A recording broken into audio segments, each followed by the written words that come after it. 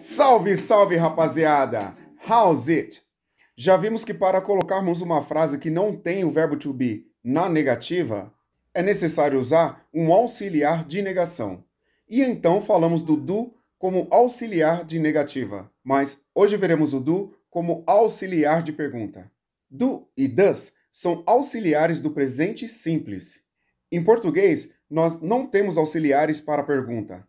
Se traduzirmos essa frase, você gosta de peixe? Ao pé da letra para o inglês, fica You like fish.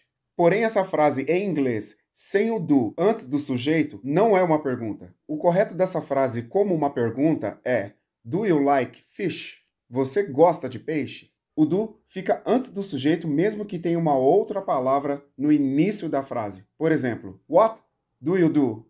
O que você faz? Repare que nessa frase, o do aparece duas vezes.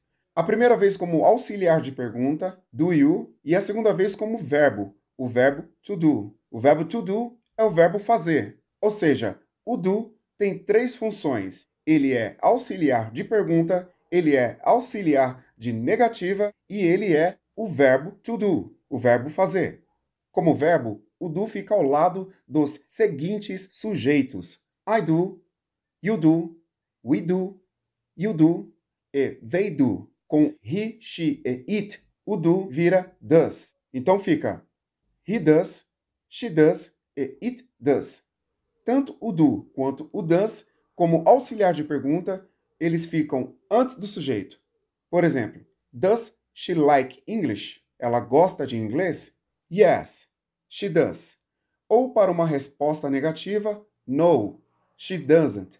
Does he drive a car? Ele dirige um carro? Lembre-se que o a nesse contexto significa quantidade.